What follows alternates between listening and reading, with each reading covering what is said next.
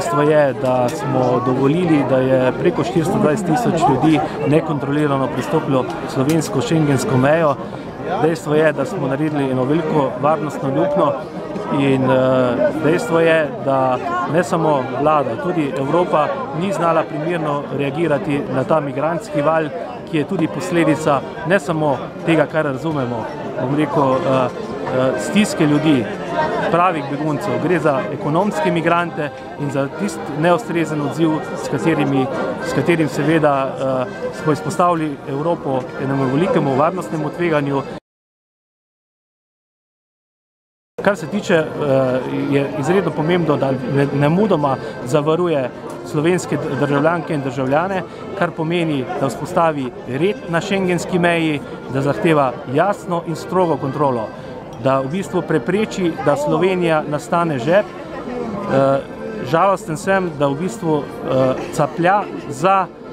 potezami drugih držav, da nas zdaj prehiteva že Nemčija, že na drugi strani Avstrija in da z svojo neodločnostjo, napačno politiko v bistvu lahko omogoči, da bomo nastali pribežališče 100.000 migrantov, ki jih pa naša mala država ne more niti finančno, niti drugače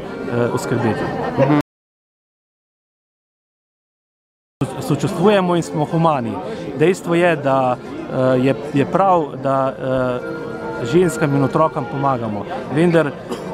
lahko ocenim in vidi se, da je preko 70–80% migrantov mladih moških, ki bi seveda morali ostati v regiji in tam ustvarjati red. Ali pa če odgovorim drugače, vsak begunec se ustavi v prvi varni državi, ne prepotuje tisoče in tisoče kilometrov, ker prvič tvega svojo lastno življenje, svojo lastno varnost, na drugi strani pa seveda z tem nespretnim povabilom Angele Merkel, z nekim lažnim upanjem, da se v Evropi cedi med in mleko, so izpostavili tudi svoje življenje in nekdo bo verjetno tudi za to nosil eno svojo veliko zgodovinsko odgovornost.